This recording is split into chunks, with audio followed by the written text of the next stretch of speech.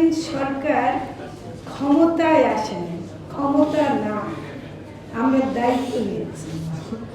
আমরা ক্ষমতায় বসার কোনো যোগ্যতা আমাদের নাই, এবং নির্বাচনও যদি হয়, যারা মানে আসবে, নির্বাচিত হয়ে আসবে, তারাও যেন ক্ষমতায় না বসে, এই চেষ্টাটাই করতে হবে। এটাই হবে সংস্কার। আমরা কাউকে আর ক্ষমতায় দেখতে চাই না, কারণ ক্ষমতা যে কি জিনিস সেটা আমরা দেখেছি, কি ভয়াবহ জিনিস, এবং সেটার জন্য আমরা কাউকে ক্ষমতায় দেখতে চাই না। দায়িত্ব যারা নেবেন, যারা নির্বাচন করতে চান, যে রাজনৈতিক দলগুলো নির্বাচন করতে চান, তাদেরকে আগেই বার্তাটা দিতে হবে আপনারা ক্ষমতায় যাচ্ছেন না। দায়িত্ব যদি নিতে চান, দায়িত্ব যদি নিতে পারেন, তাহলেই নির্বাচন করেন, না হলে আপনাদের নির্বাচন করার কোনো অধিকার নেই। ভারতকে জুলাই আগস্ট অভ্যুত্থান ঠেকাতে পেরেছে না। হাসিনাকে এখান থেকে পালানো থেকে তারা আশ্রয় দিয়েছে বড় জোর, কিন্তু এখানে রাখতে কি পেরেছে না।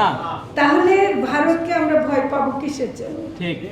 আমরা যে পরিবর্তন আনতে চেয়েছি, সেই পরিবর্তন আমাদের সন্তানেরা একেবারে, এই যে ওনাদের সন্তান দেখেন 13 বছর 16 বছরের বাচ্চা, সর্বোচ্চ বড় জোর যারা মারা গেছে 24-25 বছর হবে, বড় কিছু মারা গেছে, কিন্তু আসলে সব একেবারে কচি বয়সে সন্তানেরা দেখিয়ে দিয়েছে ভারত সহ সারা পৃথিবীকে যে গণঅভ্যুত্থান কি জিনিস, এবং গণঅভ্যুত্থান করে 15 বছরের গেড়ে বসা ফ্যাসিস্টকে সরাতে পেরেছে, যেটা কোনো রাজনৈতিক দল পারেনি।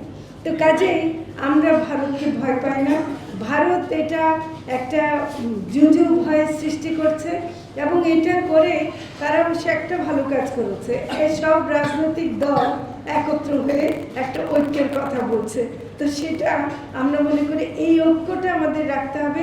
দেশের সার্বভৌমত্ব এটা আমাদের সবার দরকার। দেশের সার্বভৌমত্ব রক্ষা করা শুধু সেনাবাহিনীর কাজ না, আমাদের প্রত্যেকের দায়িত্ব।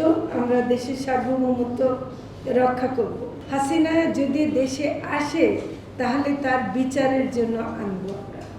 হাসিনাকে হাসিনার দেশে এনে আসতে পারবে না, হাসিনার বিচার করতেই হবে। এত মৃত্যু শুধু জুলাই আগস্টে ঘটেনি, গত 15 বছরে কত মানুষকে গুম করেছে, খুন করেছে, যখন তখন ধরে নিয়ে গেছে, মেরেছে, আমরা হিসাব দিতে পারবো না।